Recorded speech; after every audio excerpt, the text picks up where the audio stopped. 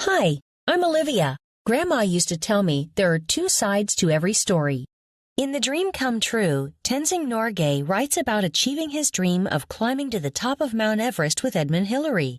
Although Hillary gave his account of the climb, Norgay wants to make sure we know his side of the story. Norgay shares his viewpoint of the events. He also has more than one purpose in mind as he tells his story. Let's peek inside The Dream Come True.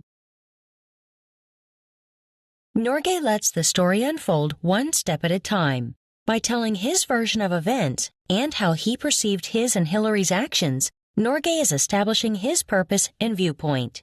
He writes about the dangers of walking on snow that might give way. We moved just one at a time, taking turns going ahead, Norgay says. It seems a little scary to me. Next, Norgay describes several small, snowy humps that were not as dangerous, but were very close to the peak. The two men make it over them. With the summit getting closer, Norgay takes a left turn, but not on the mountain. Norgay takes a left turn in his storytelling. Instead of sticking to the chronological events of the climb, he goes into details about what happened after they finish their climb. Then he describes how they reach the summit. Well, I'll make a long story short. Norgay admits that Hillary reached the summit first, as Hillary claimed. But in another sense, Norgay says that they reached the summit together, since they were tethered to the same rope. So in addition to telling the story of their climb up Mount Everest, Norgay's text goes in other directions. For instance, he disagrees with some of the things that Hillary wrote about the climb. Hold on to your snow goggles. This is about to get interesting.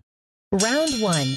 Sharing details of what Hillary wrote, Norgay says the story his companion told was not fair.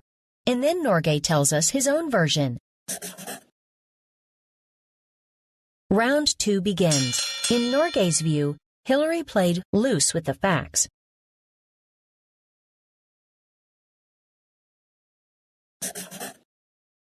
Round 3.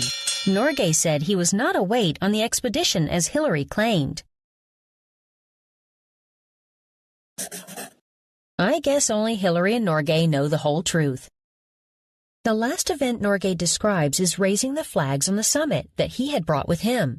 Norgay said he unwound the 4 flags from his axe, and as he held the axe up, Hillary took my picture. Norgay writes this detail and others about the climb to inform us about his version of events, and to dispute some of what Hillary said.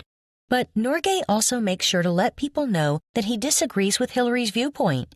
He provides details that challenge Hillary's version of events and shares his feelings on the way Hillary portrayed him in his book. Norgay uses his own viewpoint to persuade us to believe his version of the climb. Now I'm intrigued. I guess I'll have to read Hillary's story to figure out whom I believe. Norgay's dream to climb Mount Everest did come true, and he sure does seem to enjoy telling about it. That and making sure everyone understands exactly whose side of the story he thinks we should believe.